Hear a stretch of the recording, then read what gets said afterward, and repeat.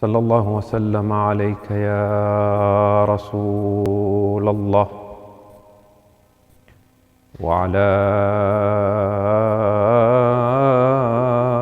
أهل بيتك المذلومين الميامين المنتجبين صلى الله عليك وسلم يا مولاي يا أبا عبد الله روحي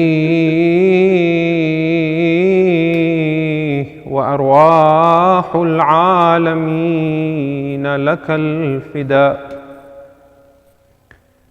يا رحمة الله الواسعة وباب نجاة الأمة لعن الله الظالمين لكم من الأولين والآخرين ما خاب والله من تمسك بكم وأمنا من لجأ إليكم فيا ليتنا كنا معكم سادتي يا ليتنا كنا معكم سادتي يا ليتنا كنا معكم فنفوز فوزا عظيما أعظم الله أجورنا وأجوركم بمصابنا بالحسين عليه السلام. Before we come to Masa'ib, I would like to use this opportunity to say a few words about the importance of weeping for Hussein and why we do so. It is very easy to mistake this for a ritual because we do this every year. In particular for our children, it may seem that this is a tradition, a ritual that the Shias do every year. I want to say a few words to demonstrate that this is not a ritual. This is in fact a sacred pledge that Allah put in place from a time even before He created the heavens and the earth. When we look at the reports and the accounts related to the tragedy of Karbala, we find that even the enemies of Hussein alayhi salam cried for him. And we must ask why. Earlier this night, you heard in the Masa'ib of the infant of Hussein that when Hussein raised his baby before the enemies and said, "Is there no sahib awlad amongst you? Is there no father amongst you who will show some mercy on this child?" Then the enemies turned their faces and wept for Hussein. We know from the books of Aza that when Shimr dhil Jawshan sat on the chest of the son of Zahra and the daughter of Ali stood on a mount, the Till of Zainabiyah, and she called out to Umar ibn Sa'd and said, "Ya ibn Sa'd, will you stand and watch while the grandson of the Prophet is slaughtered?" Then Umar ibn Sa'd cried for Hussein. Now the question is, what is the difference between our crying and their crying? It creates a frightening prospect for us because it tells us that the fact that you cry for Hussein does not guarantee your salvation. That even a murderer of Hussein can cry for Hussein. You might say the difference is that they despised Hussein, we love Hussein. Then I ask you, what do you say of the people of Kufa?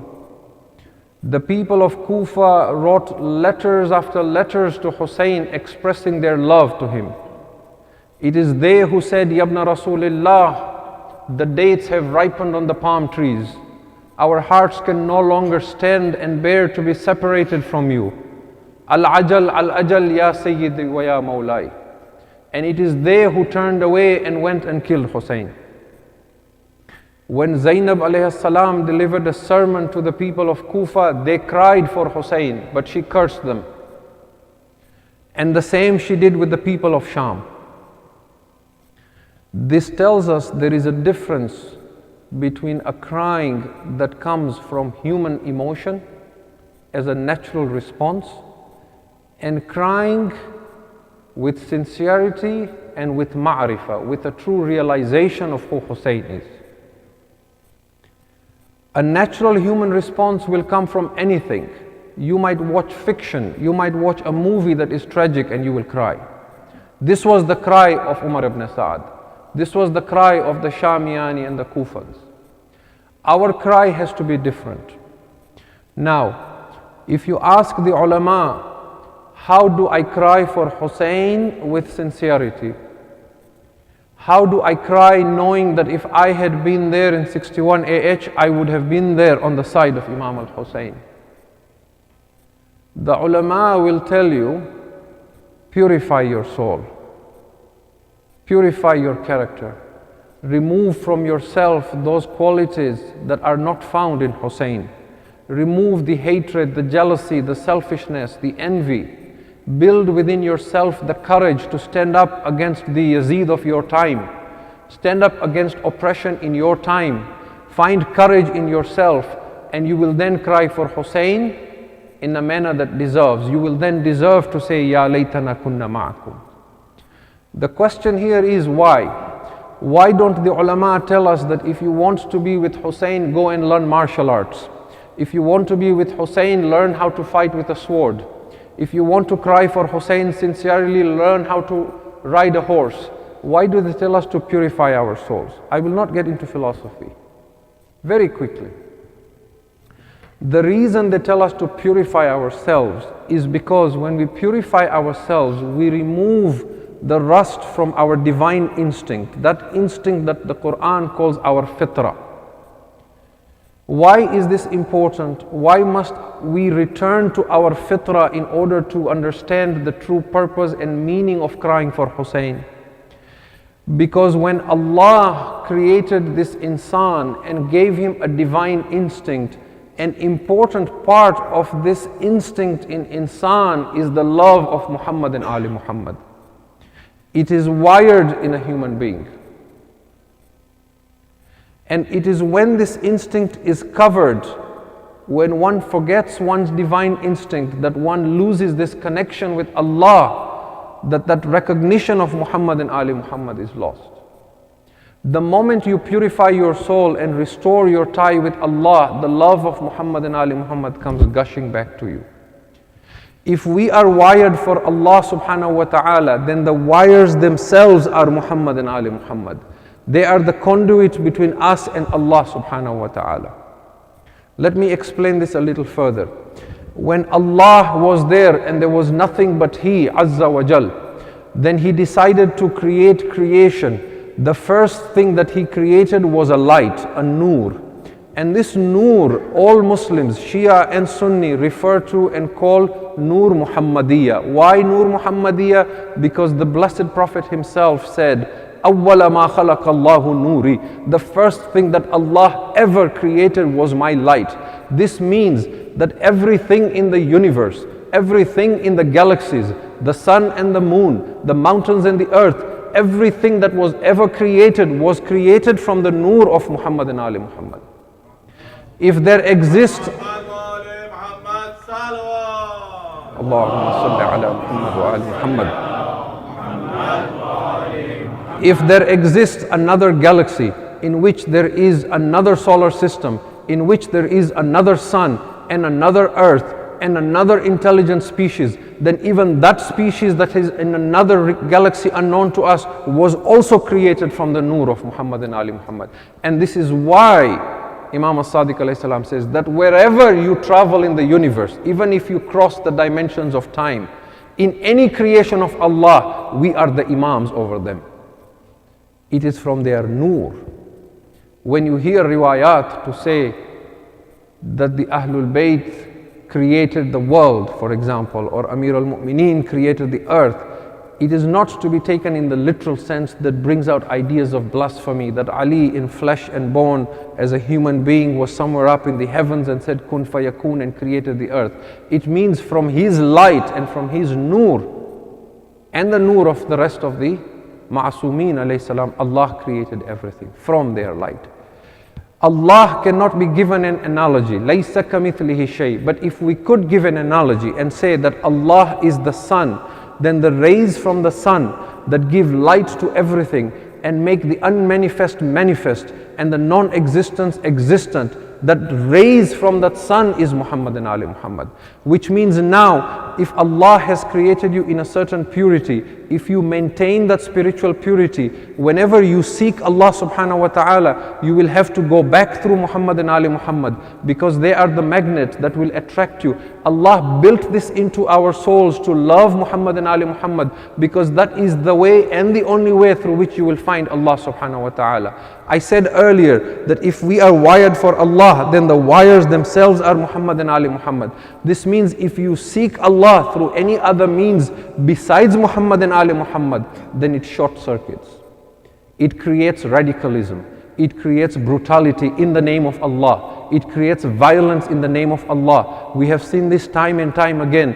Who are the Khawarij? The Khawarij worshipped Allah day and night. They memorized the Quran. They had lumps on their foreheads because of sujood, but they were the most violent of people. It was they who held the flags of La ilaha illallah. It was they who said La hukma illa lillah. It was they who had the loudest chants of Allahu Akbar, but they were the most violent of people. Why? Because they went to Allah without Muhammad and Ali Muhammad. And Allah has shown us this again in our times. Who are the people who call themselves ISIS? ISIS, they hold the flags of La ilaha illallah, isn't it? But they are the most violent people. Why? Because they have sought Allah without Muhammad and Ali Muhammad. And that is why Imam as-Sadiq and the other Aimma alayhimus salam have said as well, that if you find in your hearts the love for us, the Ahlul Bayt, do not imagine for a moment that this is your doing, that this is your creation, that this is your choice, that you have decided that you will love Muhammad and Ali Muhammad, or that you were born in a family of Shi'as, that is why you love Muhammad and Ali Muhammad. No, this is Allah's doing. Allah has wired you to believe that.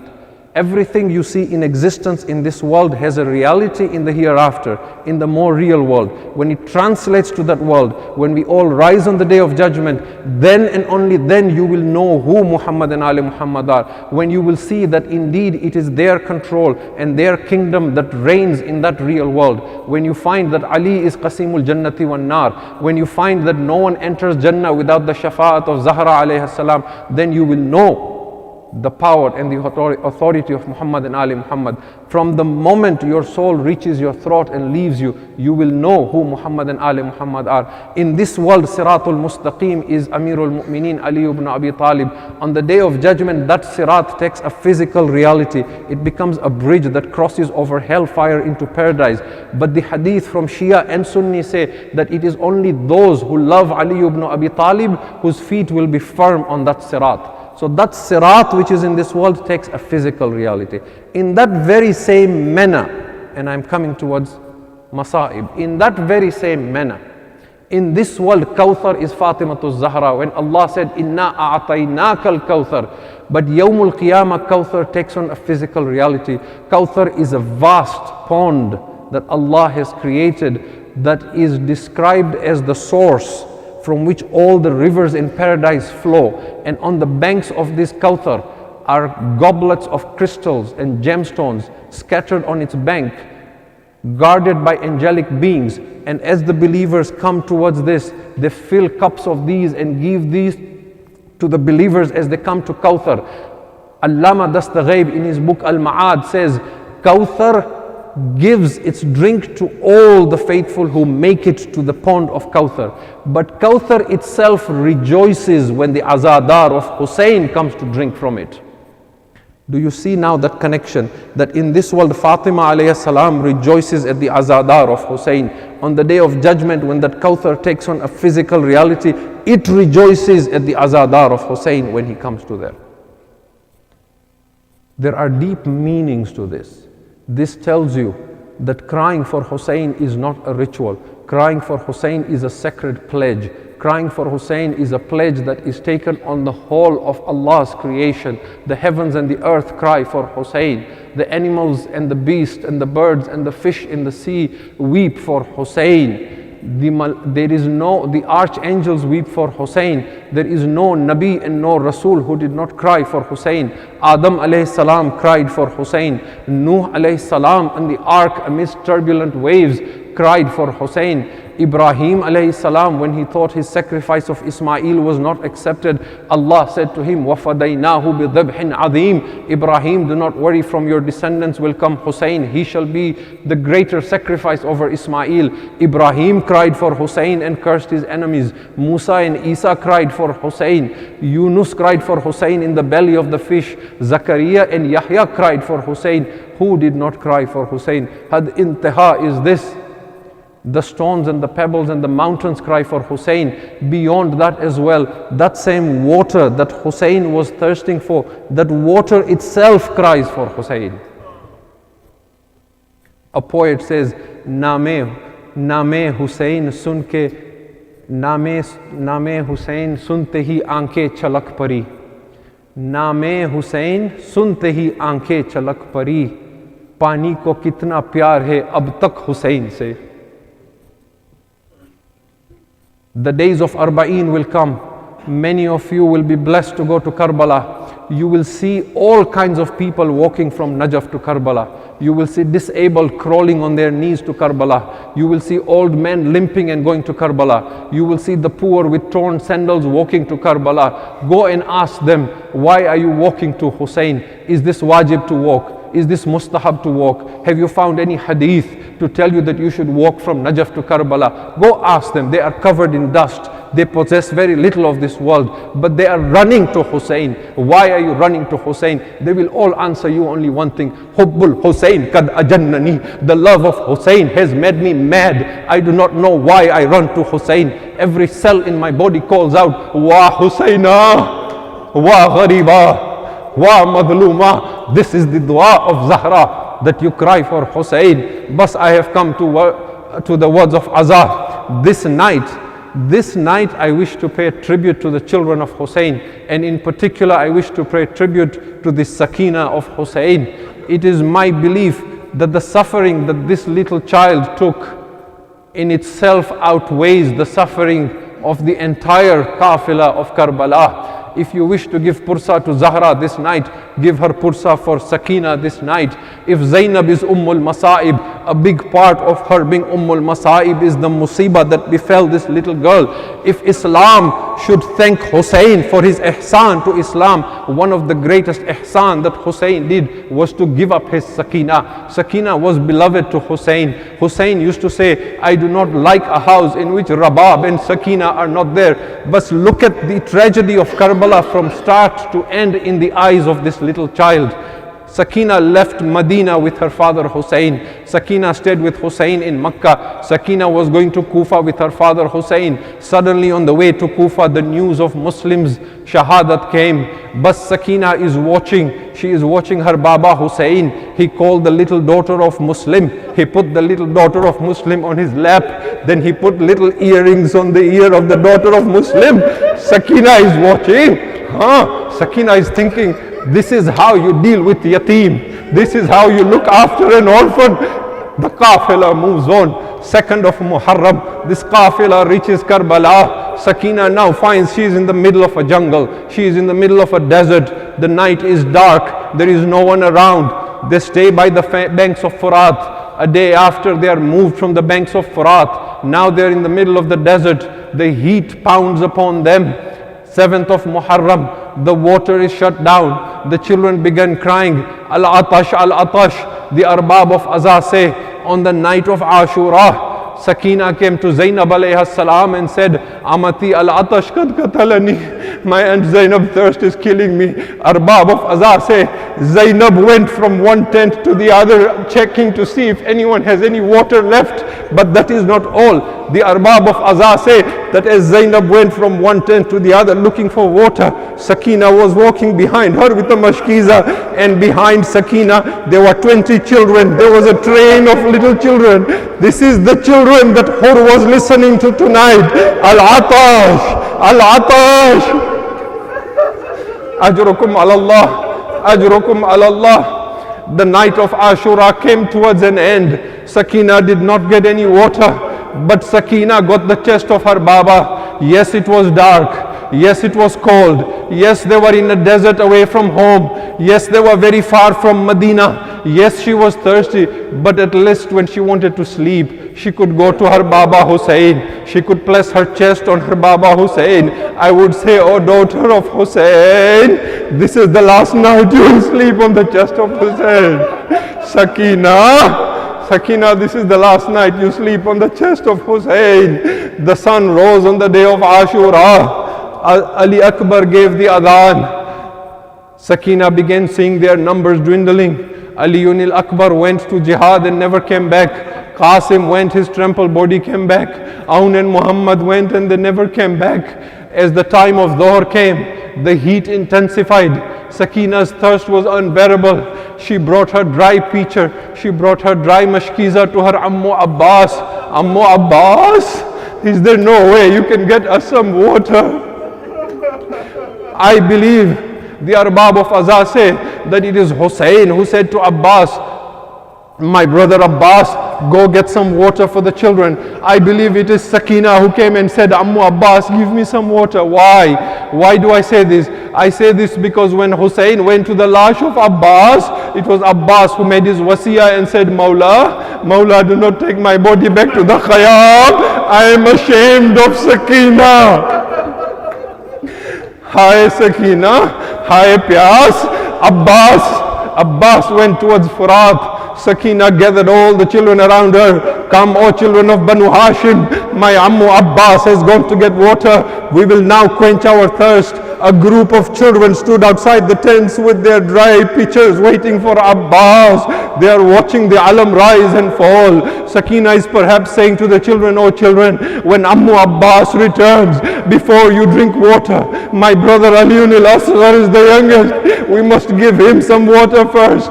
Hi alam dar, alam aya, alam darna aya. Sakina saw her Baba Hussein returning from the lash of Abbas.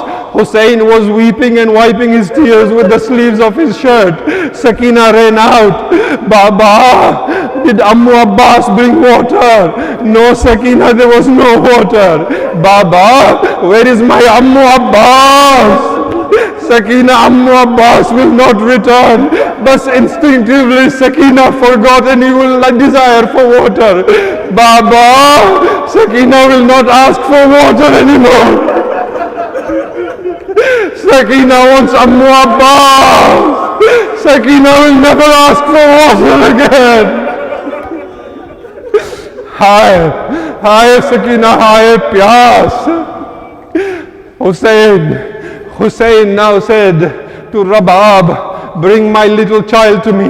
Perhaps the Ashqiya will give some water to my Asghar. Now look at the ghurbat of Rabab. Rabab is afraid of the enemies. Rabab says to Hussein, Aka and Mawla, give me a few minutes before you take my baby. She put Aliun al-Asghar in a new shirt. Then she put kohl on the eyes of the baby. Perhaps if they see my baby and he looks beautiful to them, perhaps they will spare a few drops.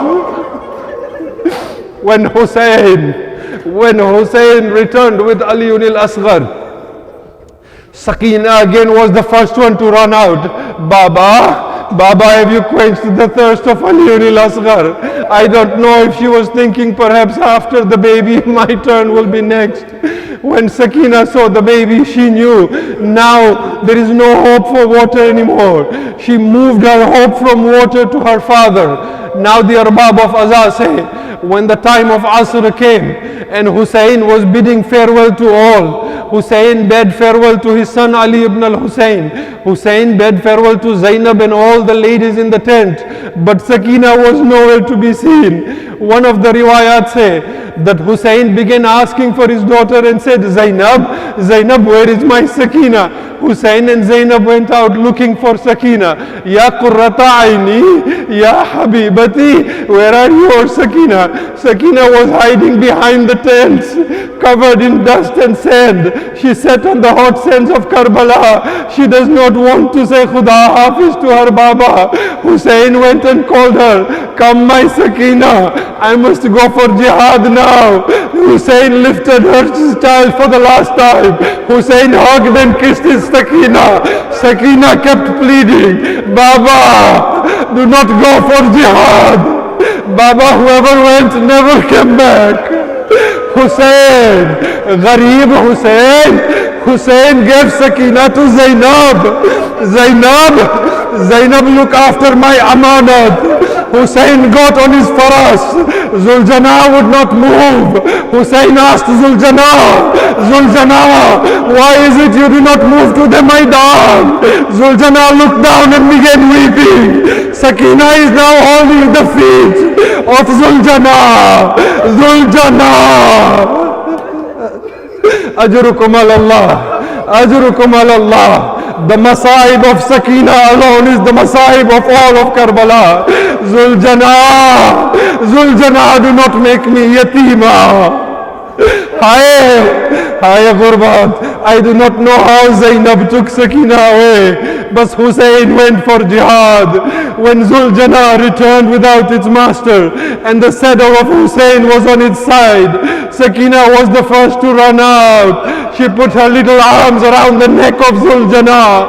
She asked only one question, Zuljana, Asuqiya Abi, Am Kutila Atshanan. Zuljana, did they give any water to my Baba, or did they kill him thirsty?